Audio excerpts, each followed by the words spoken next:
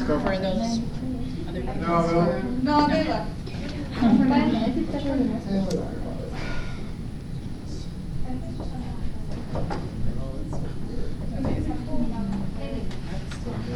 Is that okay? Whatever works. Huh?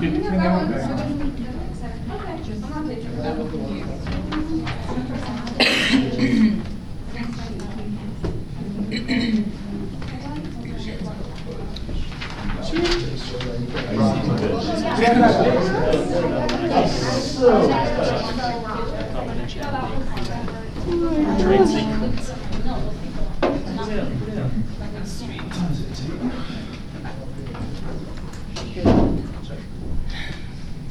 Alright, I'm Stacy Pritchett, and I want to talk to you guys about fraud prevention, specifically online.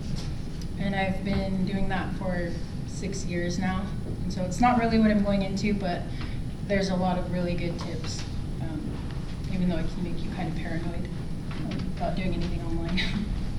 So first off, this is a map of where it originates. So a lot of it's in the United States and out of the country. So that's a big red flag too, anytime you're doing anything online and like you're buying something or they want you to wire money or something. If it's out of the country, it's usually fraud.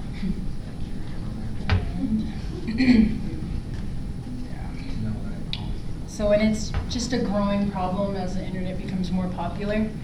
The average losses are at least 1,500. So that's just one person having fraud, at least 1,500. And that's kind of a red flag too. When I was doing online banking, that was an amount that would actually flag computers. So anytime we saw that, a hold was immediately put on the transfer. One of the most common types of online fraud or just fraud is telemarketing scams or lotteries.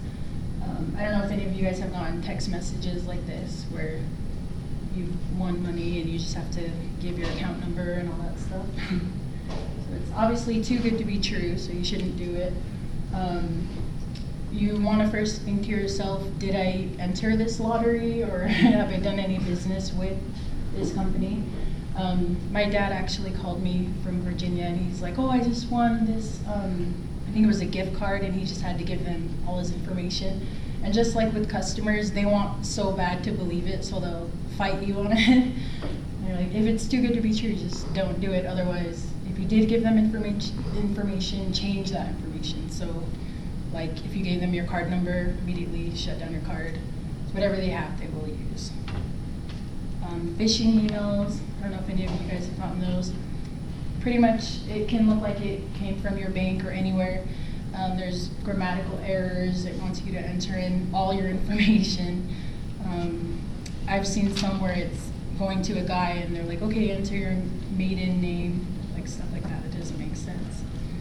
So banks should never ask you for that information. So if you ever get an email and it wants you to enter that or click on a link, they should never send you an email with a link.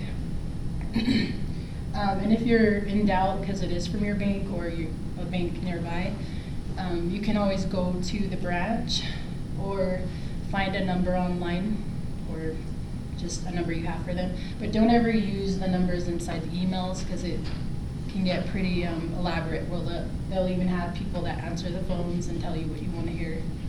So this is an example, which I'm sure you've seen a lot of that.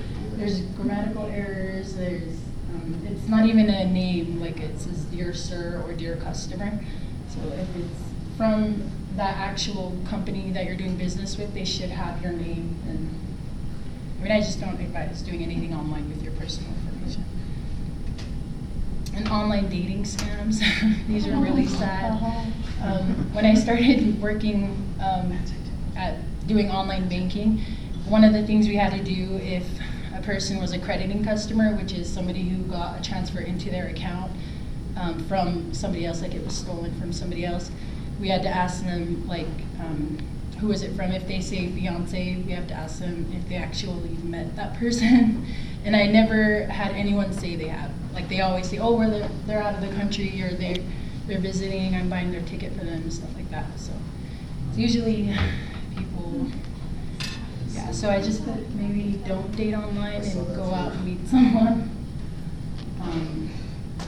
And that's a big problem too. Just because money shows up in your account, don't think it's yours, because they can always track it down, and you're the person who has to pay it all back. So it ends with you wiring it to that person, and it all falls on you. So it's pretty sad when they have no idea and they think it's the love of their life. And job scams is another really sad one. People looking for jobs. I had one lady, she had applied for a babysitting job. She actually met the couple, had pictures that they sent her. They were on a cruise and some big emergency happened, and they needed to wire her money and have her send it back to them so that their daughter could, it's just the story is so elaborate. And she did, thinking, these are my employers, and she ended up having to pay everything back to the bank that she took out of her account. So just be careful with anything like that. On Craigslist, anyone selling or buying, it's pretty much the same trend where they give you money, it's too much, so you have to wire it back to them, or they're like, keep an extra $1,000, just wire me back the rest. And it's all money that's been stolen from somebody else that they're transferring to you. It's falling on you, it's all in your name, so you get dinged with everything. So just be careful and don't be like this. Here's one of the credited customers. And that's all. I did. I had a guy that bought a $5,600 bullet knife.